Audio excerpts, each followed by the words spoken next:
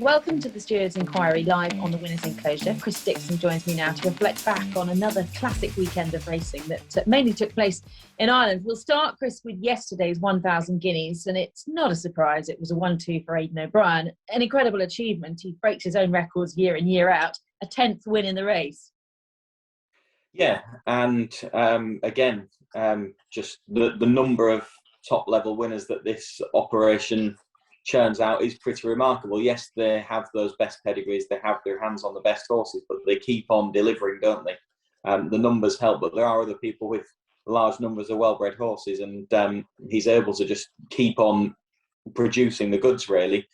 In terms of his 1-2, again, both of them impeccably bred daughters of Galileo. And when you watch the race back a couple of times, it's the way that Empress Josephine goes on and wins the Irish Guineas yesterday, having met that trouble in running and having all of that ground to make up, is clearly very, very impressive.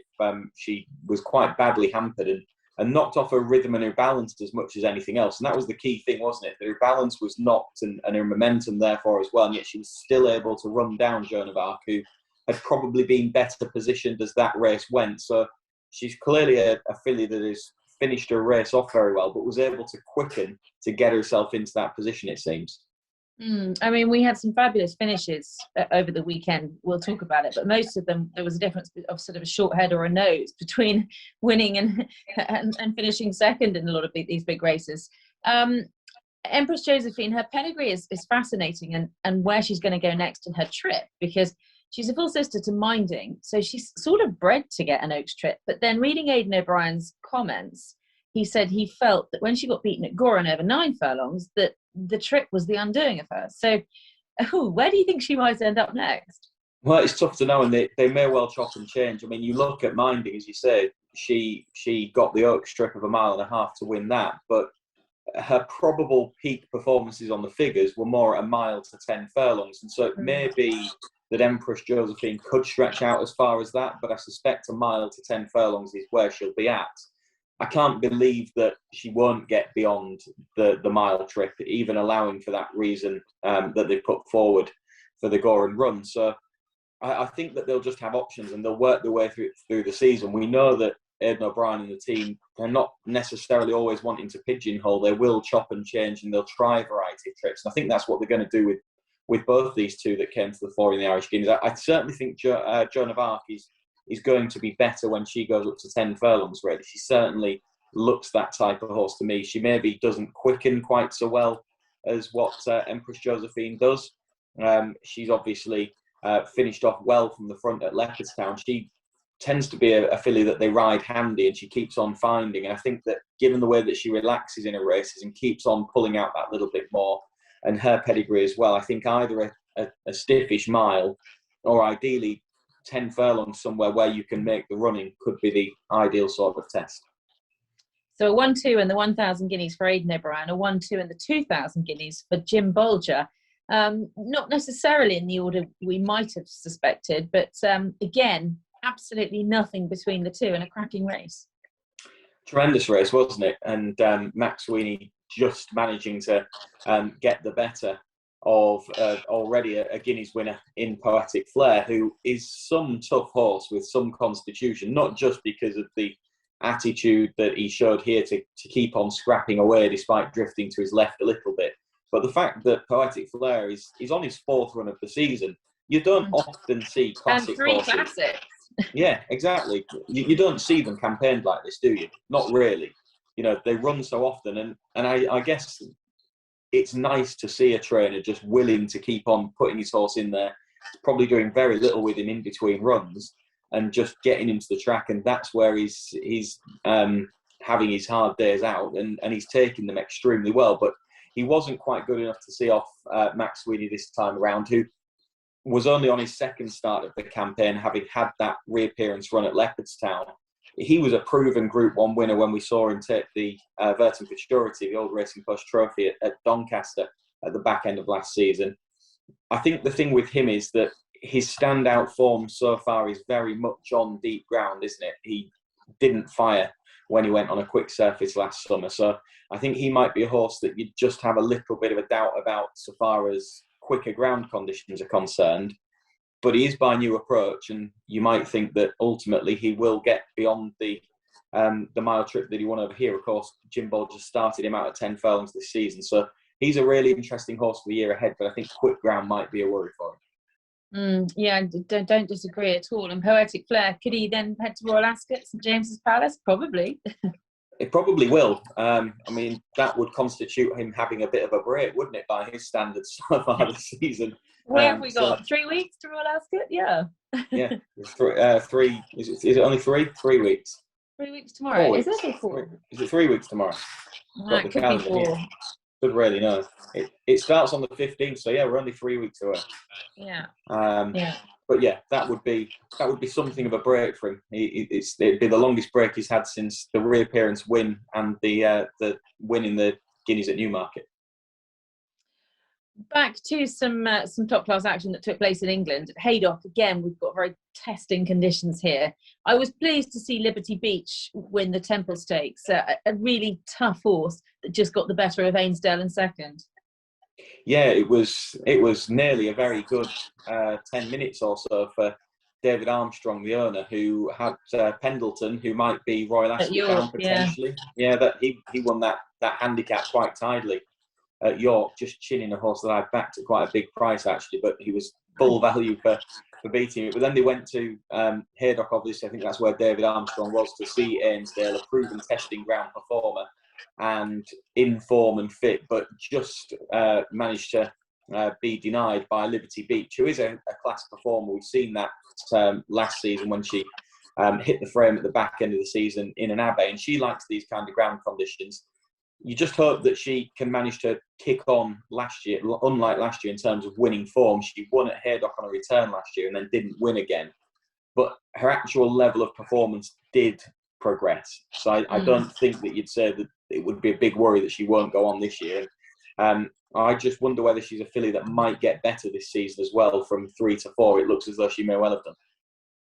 Okay, we'll now have a quick word on the Sandy Lane Stakes, because Rohan sprung a bit of a surprise regards the price, 33 to 1. But actually, when you go through his form, I guess the big question mark and the unknown was the ground. He had no form on soft ground at all, but he had won a Group 3 at Ascot the time before. And David Evans was sort of quick to say afterwards, this is a good horse. The price was crazy. And he did. He obliged, just getting the better of the very progressive Dragon Symbol by a nose.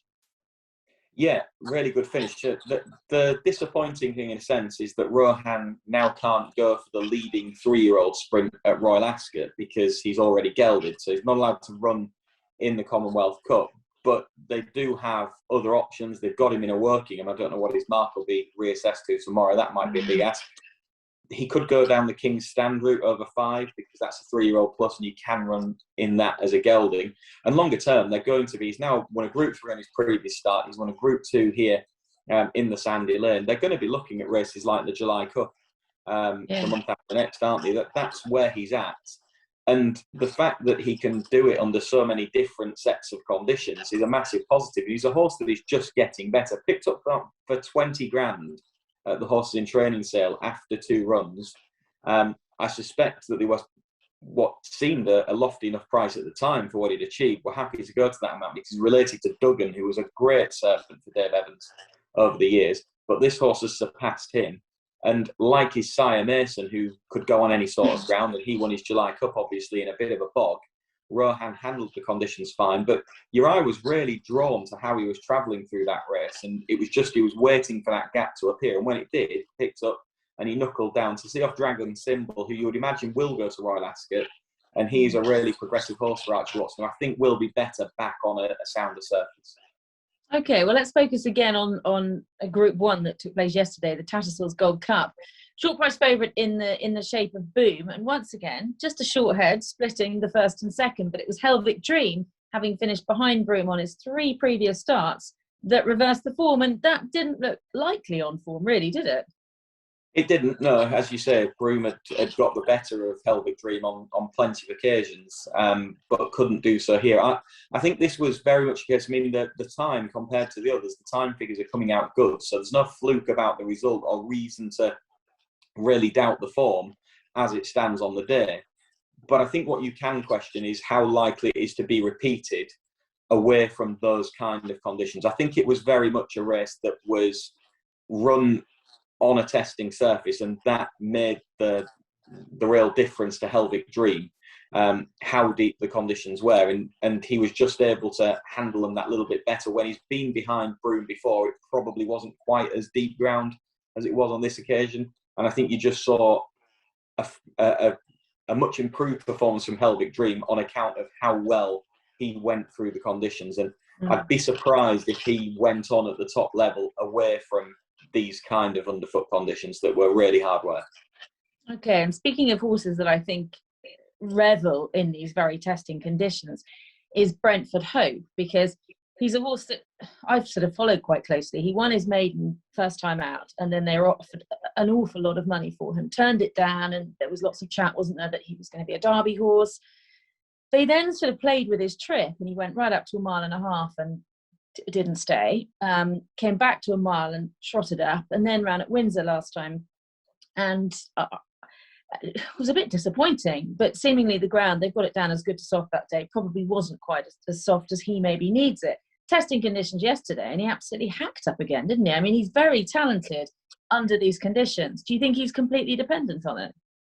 I think he is, and I think Richard Hughes thinks he is as well, judging by his comments after the race as well. The Hunt Cup is kind of the obvious target for a horse like this, but unless they get a downpour and the Hunt Cup is run on bad ground, I don't think they'll go there. And I think that they will just pick their targets as and when the ground comes. I actually think that this is a horse that has the potential to make his mark at listed and potential group company when ground conditions are extremely hard work. But I do think it's really, really important to him that it's like that. He's a horse that suits his rider, Jamie Spencer, extremely well, obviously, because I don't think he finds much when he's let down. He's one of those horses that once he's actually asked for a little bit of effort, there's not really much there. It looks like he's doing it all very easily, but he's probably not. It's probably his rider making it look more easy than it actually is for him. Agree. And so the other day at Nottingham, he looks like he's got loads more left, but there might not be that much more. I think he's a horse that when he wins, he's always going to win like this. We've seen it with him before at Haydock in very bad ground, where he just toys with them and plays with them. But what he won't want to do in the future is get caught into a scrap, I don't think. And he's the kind of horse from a betting point of view, you can't really backhand to post because it is completely reliant on the ground, I reckon. Yeah, no, totally agree. A fascinating horse, and he's clearly got an engine. They've always thought the world of him. But as you say, your options are somewhat limited when you do need ground, probably that's really quite deep, like you got yesterday. Do you think he might be suited by the odd race in France along the way? You know, try and listed a minor group company dropped in around France?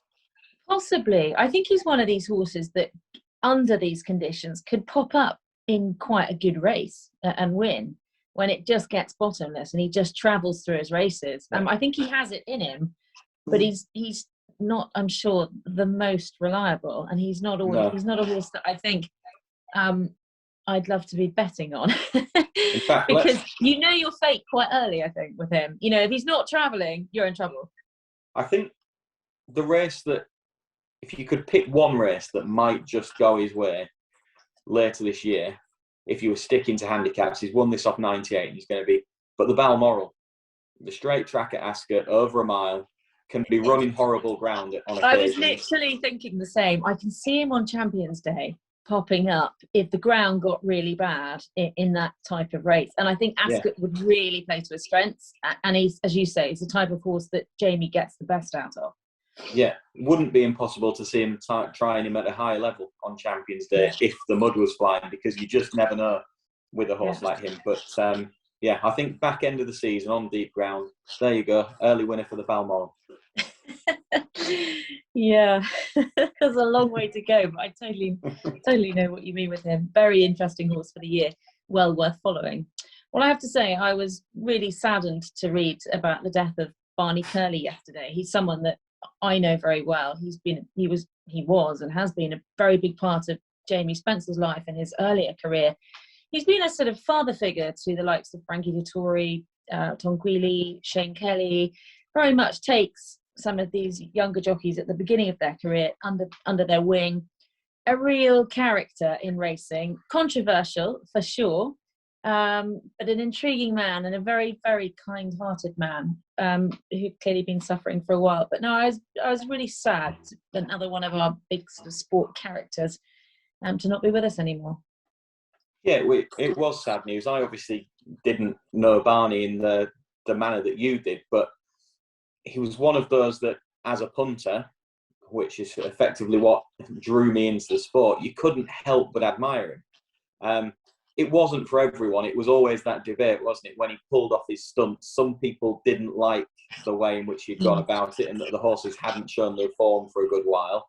And yet other people just revelled in the precision with which he was able to pull off the whole operation and keeping everything so quiet and under wraps. And I think from what you can read about him, and I've read the books and things about the different coups that he managed to pull off, keeping quiet and just being able to trust, and people must have trusted him and he had trust in them. And you know, he obviously, the people that were close to him obviously really wanted to be a part of what he was trying to do, and that speaks volumes of him, really, as does the amount of charity work that he did. Whether you appreciate the betting coups that he managed to pull off, and I actually found them fascinating and thought it was amazing that he could do it more than once. I mean, people try these things regularly enough and don't get them. He's done it a few times, and the Yellow Sam one in particular is a brilliant story. But on top of all of that, the charity work and the amount of money that he has put into Zambia, I think it is. To DAFA, Direct Aid for Africa. And he, you know, till a few years ago when he got sick, he spent a lot of time out there and building schools and doing a lot. He's a very, very kind-hearted person. Just touching on what you were saying, the trust definitely that he had for people and people had for him. He was quite quietly spoken sometimes, and he thought about every word that he said, and he quite often say, I'll get back to you on that, rather, and you go away and think about it and come back with his answer. He was someone you very much looked up to. Words of wisdom was what you got from Barney, and yeah, as you say, big heart, did a lot for charity, and I think will be sadly missed in our sport. Certainly will, and he was a big character, and you know, it always got a little bit of chat going, a little bit of excitement when he was trying to pull off a stunt. Chris, lovely. Thank you very much indeed. We will probably be chatting to you on Thursday, looking ahead to the weekend. Enjoy it in the meantime. I hope the weather improves. Apparently it is going to, as of Thursday. And yeah, happy punting.